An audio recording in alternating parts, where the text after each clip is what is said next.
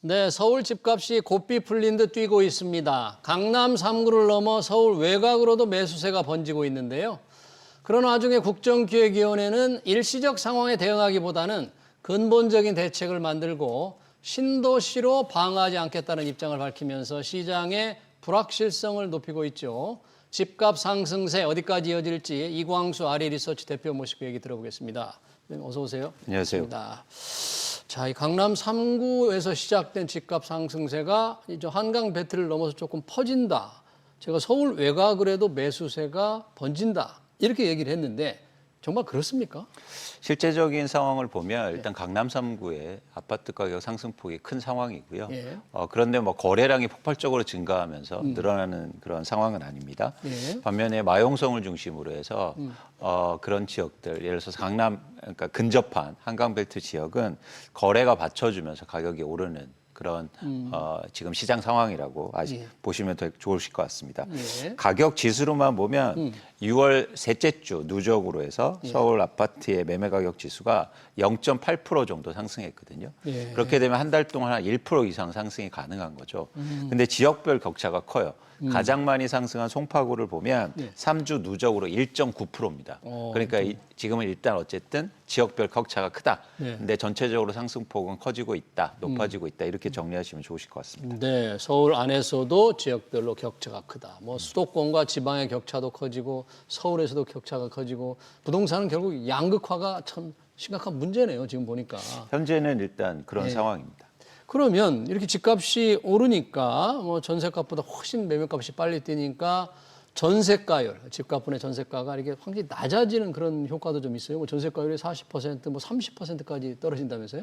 그렇습니다. 뭐 일단 집값만 오르는 상황이니까 전세 가격이 거기에 못 쫓아가니까 전세 매매가 비율이 떨어지는 거고요. 네. 그건 좀 장기적으로 보면 지금의 주택 가격 상승이 일종의 투자 가치가 더 많이 올라가는, 그러니까 사용 가치보다 네. 그렇게 일단 시장을 판단할 수 있는 거죠. 투자 가치가. 네. 네. 집을 이 주식처럼 투자 가치로 보면 안 된다. 오히려 주식을 훨씬 더 투자 가치로 만들어야 된다는 게 이재명 정부인데 이 부동산이 이렇게 오르고 있는 거를 보면서 뭔가 예전 우리 기대나 관습대로라면 부동산 대책이 나올 때가 되지 않나 이렇게 생각이 되는데요. 네. 이재명 정부는 그런 얘기를 했더라고요. 국정기획위원회에서 얘기를 했는데 뭐 집값을 잡자고 신도시 같은 거 만드는 거 좀 피하겠다.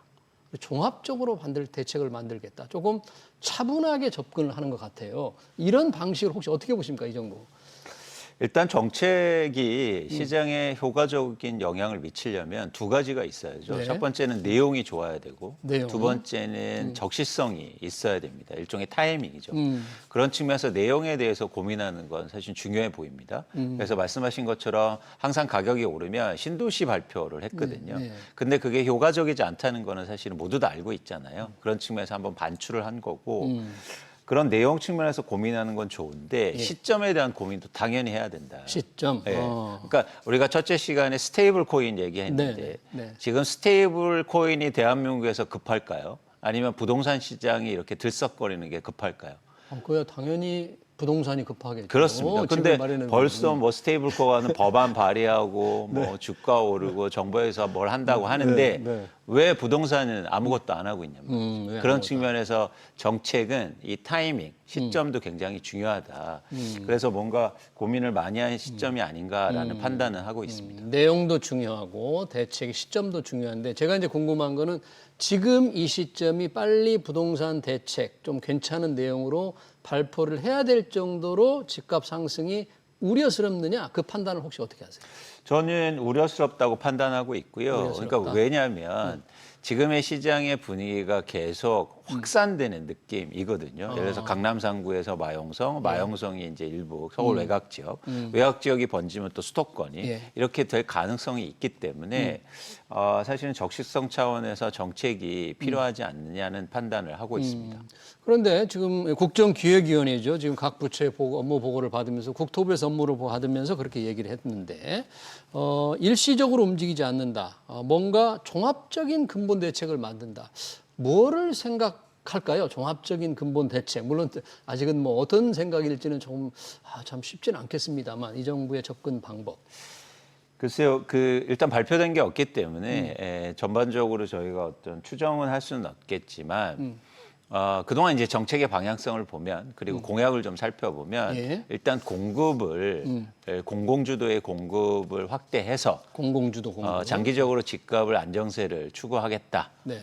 그게 사실은 큰 방향성이고 또 그런 차원에서 이렇게 시장이 일시적으로 움직일 때 예. 어떤 대응을 할 건가는 그러니까 두 가지 대응 방식이 있거든요. 하나는 뭐냐면 세금으로 대응할 수 있죠. 세금. 그리고 두 번째는 유동성으로 대응할 수 있거든요. 돈으로. 그런데 전체적으로 큰 흐름상 공약에도 뭐 공약에 직접적으로 나와 있는 사항은 아니지만 세금으로 집값을 잡지는 않겠다는 그런 얘기를 말씀을 했기 대통령이 때문에 몇 차례 했죠. 그렇죠. 네. 그렇기 때문에 이제 유동성의 정책이 좀 강구되고 나오지 않을까라는 생각을 갖고 있습니다. 네, 뭔가 지금 세금보다는 돈줄을 어떻게 조금 조정하는. 근데 돈줄 조정은 이제 얼마 남지 않았어요. 다음 달부터 3단계 스트레스 DSR이 시행이 돼서 대출 한도가 좀 줄어드는데 이것만으로 돈줄 관리가 될지 지금의 이 부동산 상승세가 번지는 거를 막을 수 있을까요? 3단계 스트레스 DSR 정도로 아니면 이보다 좀 더 강한 유동성 규제, 돈줄 관리가 필요할까요?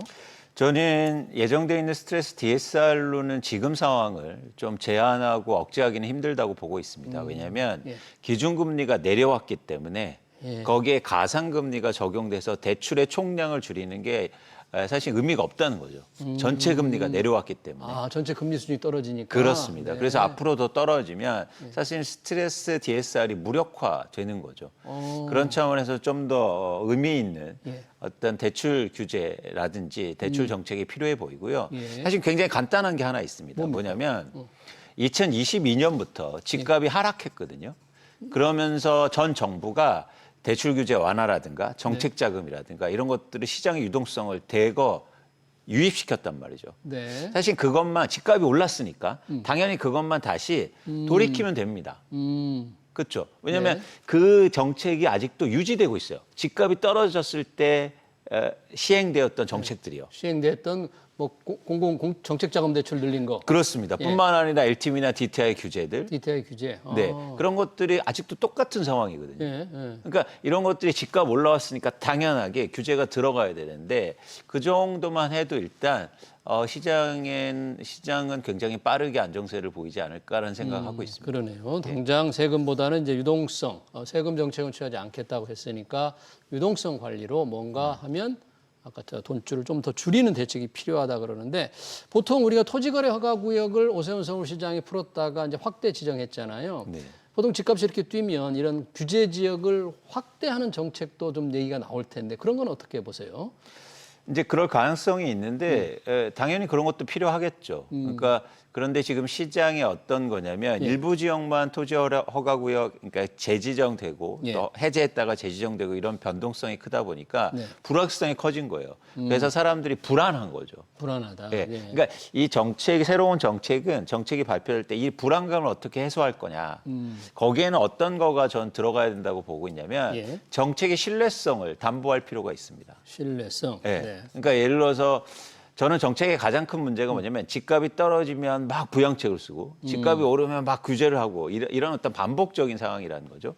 그런데 뭔가 의미 있는 정책을 계속 유지해 나간다면 사실은 시장에 신뢰를 주지 않을까 그런 생각은 하고 있습니다. 네, 그래 신뢰 있는 대책이 필요하다. 그렇습니다. 늘 그런 얘기 있었지 않습니까? 노무현 문재인 정부의 집값이 올랐던 경험 때문에 진보 정부가 들어서면 부동산이 오른다. 이재명 정부, 진보 정부 그래서 또 집값이 오를 것이다.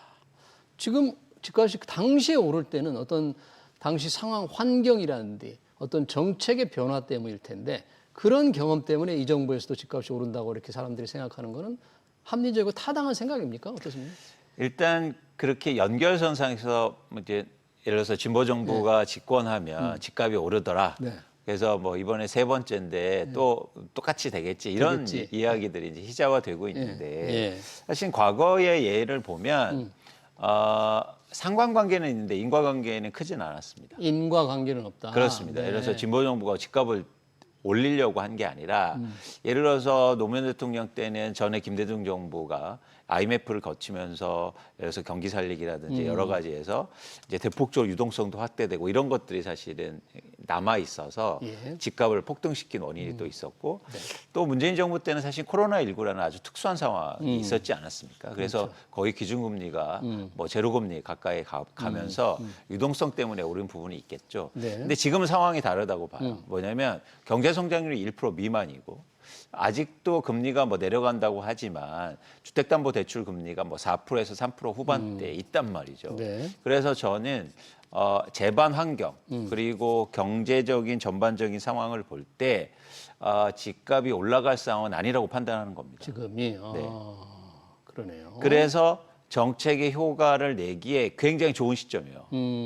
그래서 적시성 있고 그리고 제대로 된 정책이 나오면 특히 서울을 중심으로 해서 아파트 가격의 진정세를 빠르게 나타낼 수도 있다는 판단을 하고 있습니다. 네.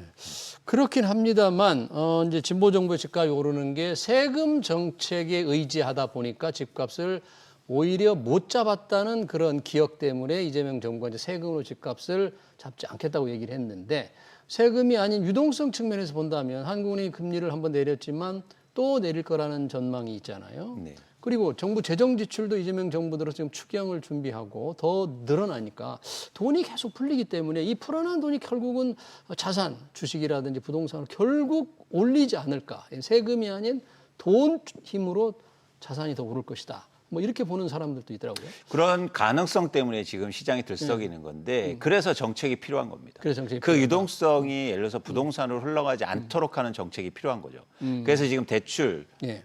정책이 필요한 거고요. 그 말씀을 드리는 이유입니다. 만약에 이렇게 경기를 살리기 위해서 유동성을 증가시키기 위해 추경도 발표하고 있는데 이게 부동산으로 가면요. 경기는 더 어렵게 되고 자산 가격만 오르는 굉장히 더 최악의 상황을 만들 거예요. 그렇기 때문에 이게 경제를 제대로 살리기 위해서는 오히려 더 이런 정책, 유동성이 흘러가지 않도록 유동성. 하는 정책이 필요한 거죠. 네, 부동산에 대한 유동성 좀 뭔가 억제하는 정책이 필요한 시점입니다. 그러니까 이런 말씀을 왜 드리냐면, 그러니까 많이 얘기하는 게 예를 들어서 뭐 소비 쿠폰을 발행하고 이런 게 승수 효과를 얘기하지 않습니까? 그런데 부동산 가격이 오르는 건 승수 효과가 가장 낮을 뿐만 아니라 네. 예를 들어서 아파트 가격이 오른다고 해서 고용이 증가합니까? 가격 오른 거하고 고용은 아무 관련은 없죠. 그렇습니다. 네. 그러니까 이게 오히려 가계 대출만 증가하는 부작용만 일어날 수 있거든요. 네. 그래서 지금의 경제를 살리기 위한 유동성이 부동산으로 안 가게 하는 정책이 굉장히 필요한 거죠. 그러네요. 네. 그런 면에서 이제 유동성 관리 정책이 더 필요하다. 3단계 스트레스 DSR이 곧 시행이 되지만 그것만으로는 좀 부족할 것 같다는 말씀을 해주셨는데 집값이 오르는 또 심리 그 밑에 기저에는 입주 물량, 공급 부족에 대한 우려가 항상 있습니다. 하반기 아파트 입주 물량이 상반기보다 30% 가까이 준다. 서울은 내후년에도 입주 물량이 준다. 그래서 공급이 부족하다는 말씀들을 많은 부동산 전문가들이 하고 있는데 이 부분은 어떻게 보세요? 전 그걸 공포 마케팅이라고 보고 있고요. 공포 예를 들어서 지금 마케팅이다. 지방에 입주 물량은요 거의 없는 지역도 많아요. 근데 왜 집값이 그런데 왜 떨어집니까? 집값이 떨어지는 그러니까 지금 서울의 아파트 입주 물량을 얘기하는데 많을 때 5만 가구, 예. 그리고 적을 때 1, 2만을 얘기하거든요. 예. 그러면 3, 4만이 준다고 해서 집값이 폭등한다? 저는 거기에 동의할 수 없습니다. 오히려 예. 유통시장의 가격을 결정하는 공급은 집을 갖고 있는 사람들이 시장에 내놓는 매물의 양이거든요. 근데 이게 줄고 있어요. 네. 이게 주는 게 바로 집값 상승의 원인입니다. 기존 주택, 현재 그렇죠. 신규 주택이 아니라 기존 주택 매물이 줄고 그렇죠. 있다. 예. 근데 왜 줄고 있냐면 저는 대표적으로 재건축 규제 완화에 대한 기대감이 더 커지니까. 그리고 쉽게 말해서 세금으로 집값을 안 잡는다 하니까 집을 팔 이유가 없는 거예요. 그래서 서울의 아파트의 매도 물량이 거의 9만 6천 호 정도 됐거든요. 예. 근데 7만 6천 호로 지금 2만 가구 이상 줄었습니다. 많이 걷어들였네요, 팔 그렇죠. 물건을. 예. 그러면서 호가를 계속 올리고 있단 말이죠. 그러니까 예를 들어서 향후로 이제 세금도 안 낼 거야. 그리고 세금 내가 내주지 노후 아파트가 또 대부분인데 예. 노후 아파트에 재건축 해준대 하니까 사실은 매물이 줄어드는 거죠. 그게 또 집값 상승의 원인이어서 예를 들어서 입주 물량이 감소한다고 해도 이런 입주 물량이 원활하게 풀리고 시장의 매도 물량이 많아지면 당연히 시장은 안정될 수 있다고 보는 겁니다. 네. 근데 시장에 그런 매도 물량이 좀 더 나와야 할 텐데 그런 전망이라면 재건축이 조금 활성화될 거라는 전망 세금이 더 무거워지지 않을까 전망이라면 매도 물량이 더 늘어나기가 쉽진 않겠는데요. 만약에 그런 전망을 집을 갖고 있는 사람들이 하고 있다 이러면. 그렇습니다. 그런데 현실적으로 볼 때 예. 재건축이 쉽지 않습니다. 왜냐하면 현실적으로? 고밀도 지구라고 그래서 예. 수익성이 그렇게 많이 과거처럼 나오지 않거든요. 사업성이요? 예, 그렇죠. 그래서 예를 들어서 시장에서 그런 메시지를 명확하게 정책적으로라든지 하여튼 주면은 당연히 매도 물량이 증가할 수 있다고 보고 있고 네. 그다음에 또 하나 뭐냐면 그런 차원에서는 저희가 세금에 대한 부분도 고민할 필요가 있는 거죠. 세금으로 집값 잡겠다고 안 했지만. 네. 예. 그러니까 여기서 집값 잡는다는 말이 되게 이제는 뭐 공격적으로 들리지만 이제 집값 안정이라고 보고 집값 안정. 예. 그래서 팔고 싶은 사람은 팔고 네. 그리고 사고 싶으면 사는 시장 환경을 만들기 위해서는 매물이 원활하게 나와줘야 되거든요. 네. 그러면 예를 들어서 고가 아파트 들고 있는 사람들이 내가 이 세금을 부담할 능력이 안 된다면 시장에 내놓는 이런 것도 나와줘야 된다는 거죠. 그래서 사실 거기에 걸맞는 또 세금 체계도 필요하지 않느냐는 게 네. 저희 생각입니다. 네, 이제 세금 관련된 건 워낙에 또 저항도 많고 네. 반발도 많아서 뭐 선거에까지 영향을 미쳤기 때문에 과연 어떻게 할지. 지방은 지금 우리가 얘기하는 이 집값 상승에서 너무나 동떨어진 얘기라고 생각할 것 같아요. 맞습니다. 지방은 그쵸. 지금 무슨 소리 하는 거야 이럴 텐데 그쵸. 그 지방 집값 회복될 수 있는 방법 없을까요? 이게 부동산 정책의 가장 어려운 지점이에요. 뭐냐면 양극화가 커지고 서울의 일부 아파트 지역만 오르니까 사실 이게 규제를 할 수도 없고 그렇다고 해서 지방을 위해서 부양도 할 수 없으니까 굉장히 어려운 상황. 그래서 어쨌든 차별적으로 접근해야 되는데 네. 사실은 이렇게 어렵다고 해서 일시적으로 또 막 건설 경기 부양에 나서거나 이러면 또 장기적으로 어려울 수 있거든요. 네. 그래서 이 시기를 좀 감내할 만한 감내하고 좀 근본적인 계획들이 나와줬으면 좋겠습니다. 뭔가 지방과 서울을 조금은 나누어서 맞춤형 대책이 좀 필요할 것 같습니다. 네, 최근 부동산 시장 동향 얘기 잘 들었습니다. 지금까지 이광수 아래 리서치 대표였습니다. 네, 고맙습니다.